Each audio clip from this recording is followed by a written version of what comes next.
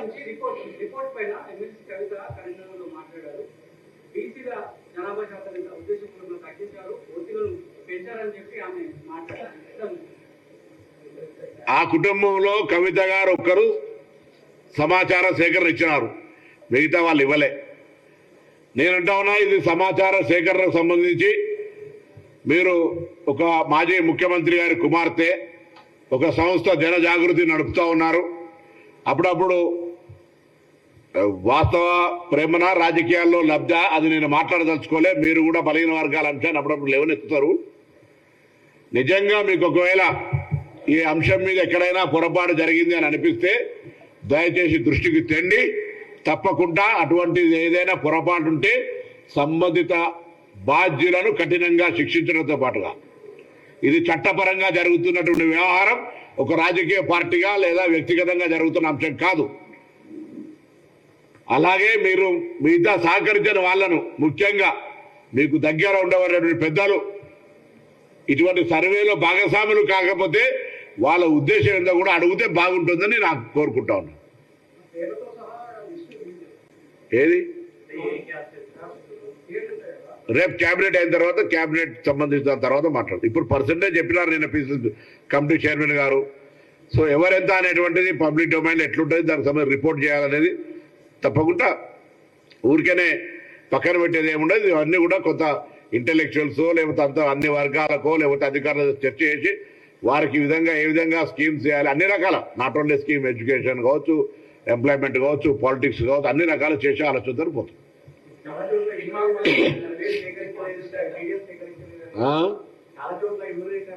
నేను అదే అడుగుతున్నా కదా, నేను చెప్పిన ఇప్పటిదాకా అదే చెప్పిన. కొంతమంది ఇవ్వని వాళ్ళు, ఇవ్వం పో అన్న వాళ్ళను అట్లా ఉంటే దయచేసి సమయం ఇచ్చిన మళ్ళీ ఒకసారి ఒకవేళ మా ఇమ్యూనిటీ రాకపోతే మీరు ఫలానా కార్యాలయం ఏమని ఒక కాల పరిమితి నిర్ణయించినాం. ఇప్పుడు దానికి ఏం సమాచారం చెప్పకుండా మీకేం సామాజిక బాధ్యత లేనట్టుగా ఉద్యమానికి అడిగినటువంటి వాళ్ళు కూడా కొంతమంది పెద్ద మనుషులు మా దగ్గరకు రాలే అని అంటే వాళ్ళ అవివేకము, వాళ్ళ అజ్ఞానం.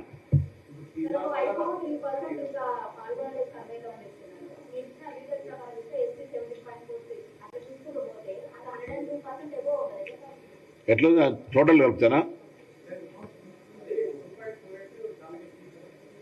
మీరు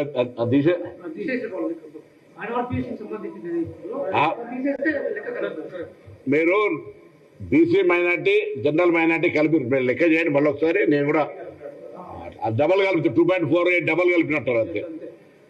అట్లుండదా మా ప్రభుత్వంలో 100 మంది మొత్తం 33 మంది కలెక్టర్లు, వ్యవస్థ మొత్తం ఏదో కాంగ్రెస్ పార్టీ మా జిల్లా కార్యక్రమంలో ఓబీసీసీలో లేకపోతే ఇట్లా మీరు చేసింది కాదు. మొత్తం 1,00,000 మంది పైన ప్రభుత్వ ఉద్యోగుల భాగస్వామ్యంతో ఇంటింటికి తిరిగి ఎవరైనా రెస్పాండ్ కాకపోతే 3% 3,60,00,000 మంది కుటుంబాల కొంతమంది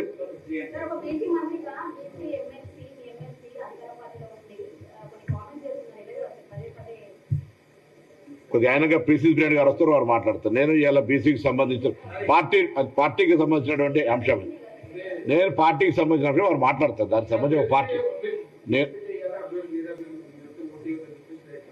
పార్టీ అధ్యక్షులు మాట్లాడతారు, దాని మీద పార్టీ అధ్యక్షులు మాట్లాడతారండి.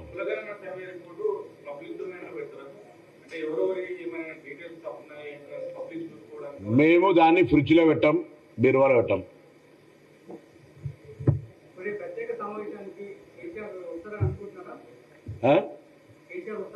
నిజంగా రావాలని కోరుకుంటా ఉన్నాం. గతంలో తెలంగాణ తల్లి విగ్రహావిష్కరణప్పుడు ఆహ్వానించినాం. ఇవాళ బీసీలకు సంబంధించి మీ పార్టీకి సంబంధించినటువంటి ఏదైనా సలహా సూచనలు ఇవ్వాలనుకుంటే, బీసీలకు న్యాయం కావాలని కోరుకుంటే రమ్మని ఆహ్వానిస్తుంది. దానికి ఇప్పుడు నేను ప్రత్యేకించి మళ్ళీ ఈ కార్యక్రమానికి ఆహ్వానించేది లేదు. ఎందుకంటే శాసనసభకు సంబంధించిన కార్యదర్శి గారు అందరి శాసనసభ్యులను ఆహ్వానిస్తున్నారు, ప్రతిపక్ష నాయకుడు వారిని కూడా ఆహ్వానించారు. వస్తారా రాడా, వచ్చేది పోయేది, ప్రతిసారి ఇన్విటేషన్ ఎవ్రీ సెషన్కి ఇయ్యేది ఉండదు కదా. We welcome. పెద్ద ఆయనగా గౌరవం రమ్మని కోరుతాం. అందరు మా ప్రతి ఒక్కరు రమ్మని కోరుతున్నారు. శాసనసభ్యులందరూ విధిగా శాసనసభకు రావాలి. ఇంత పెద్ద ఉత్సవం అందరూ పాల్గొనాలి. ఇది బలహీన వర్గాల మీరు అనుభవిస్తే కూడా తీసుకుంటాం. అది ఫ్రిడ్జ్లో ఉన్నది, దానికి తెలియదు. తెలిసి వాళ్ళు ఎట్లుందో తెలియదు, ఆ రిపోర్ట్ ఏ దశలో ఉందో తెలియదు. ఎట్లా బయట పెడితే బయట పెట్టినాక సరే అప్పుడు మేము కూడా మాకు తెలియదు పబ్లిక్ డొమైన్లో అది ఎక్కడ ఉందో ఏమున్నదో పబ్లిక్ డొమైన్లో ఎట్లా ఏ ఉద్దేశం చేసిండో సర్వే తెలియదు కదా, దాన్ని అనవసరం మేము చేసినాం కదా, మేము చేసిన తర్వాత దాన్ని పెడతామని అడుగుతాయి ఎందుకు. నేను దాని గురించి వెతకనేలే, కొత్త చేయని పెడితే పాత ఎందుకు వెతుకుతున్నాబ్బా. రైట్, ఇంకా అందరు ధన్యవాదాలు. దయచేసి ఇప్పుడు చెప్పు.